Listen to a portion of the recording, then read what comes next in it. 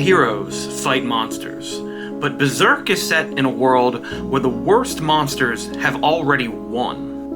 The question for its hero, Guts, is not just how to defeat his enemies. The deeper question is whether any man can remain human in a universe ruled by evil. Guts, the man who refused to become a demon. Throughout this video, I'm going to be drawing this illustration from Berserk. If you'd like to own this original drawing, I'll have details at the end of the video on how you can win it. Most stories about heroes are about triumph, but Berserk is not one of those stories.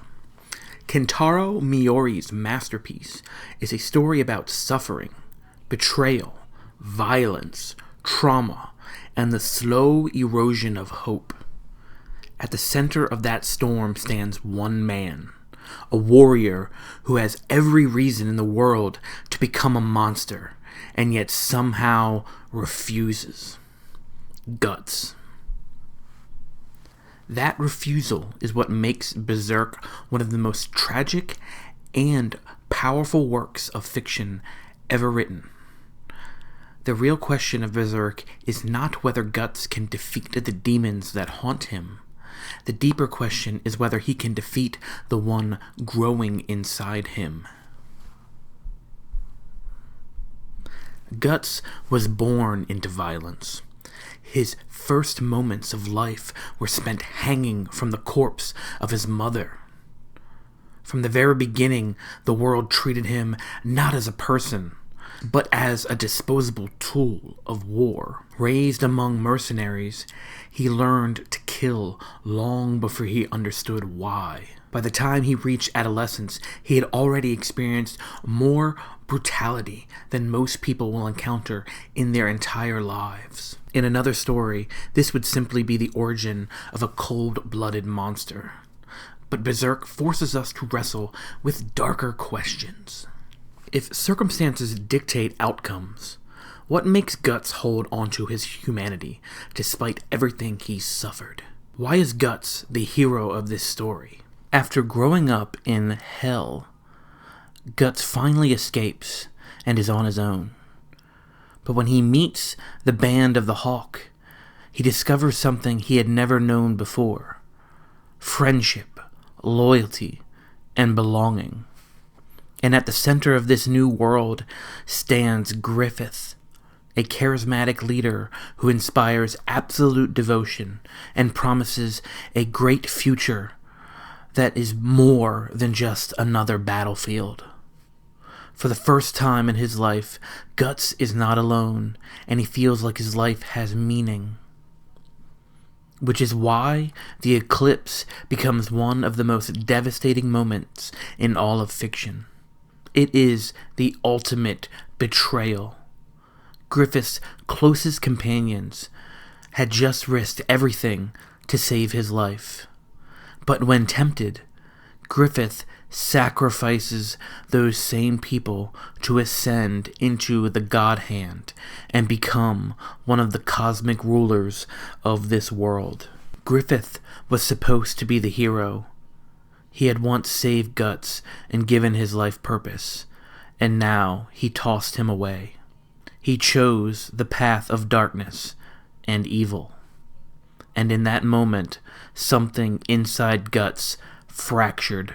Not only grief or rage, but a hatred so profound that it threatened to consume him entirely.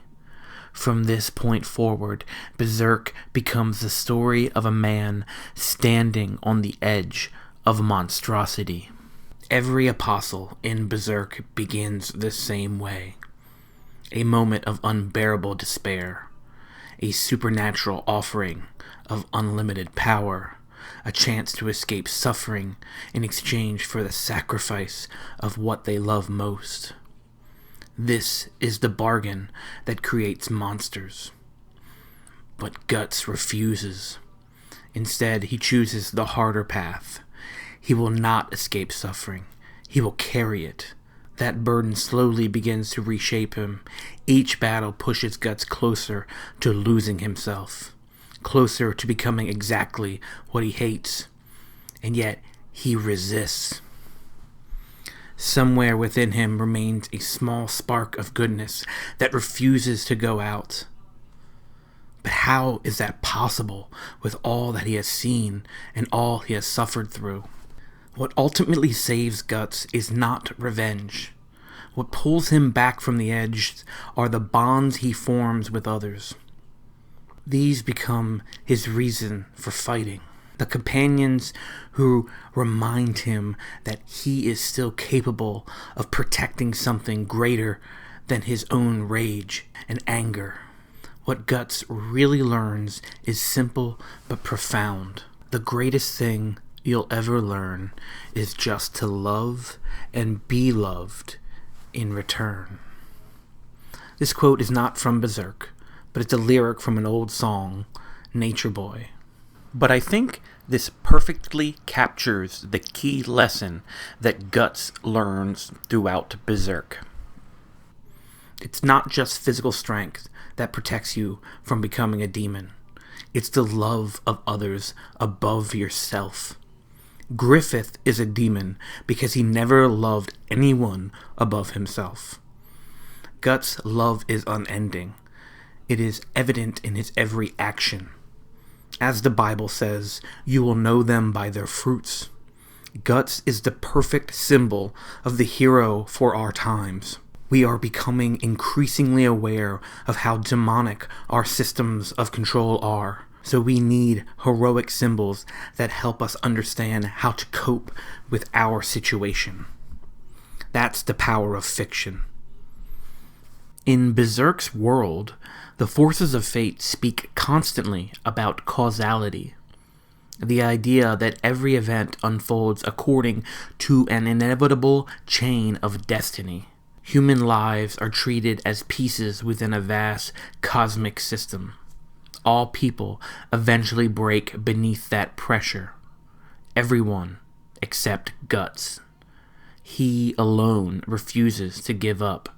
He knows that he is right to resist evil when it stares into his soul. The tragedy of Guts lies in the fact that he may never defeat the cosmic forces that rule this world.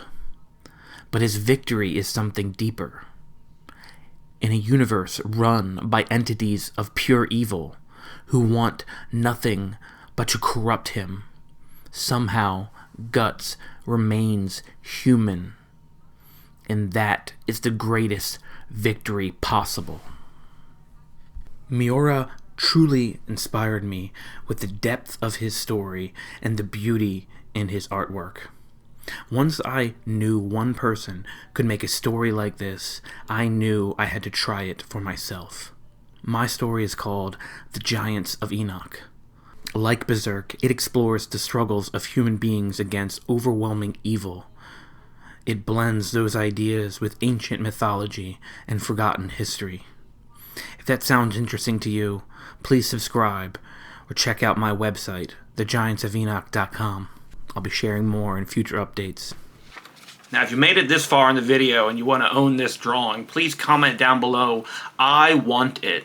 And I'll randomly select one of you in 2 weeks to receive this free of charge. I'll ship it anywhere in the United States. I'm sorry for you fans who are international, but I'm still a small channel, and I'm doing this all just for the fun of it. So please forgive me this time. The future, once we get bigger, I'll definitely have international giveaways. But if you're in the United States and you want to own this, please comment, I want this, and I'll select one of you in just a couple weeks. Subscribe so you see the announcement video. Thank you for watching.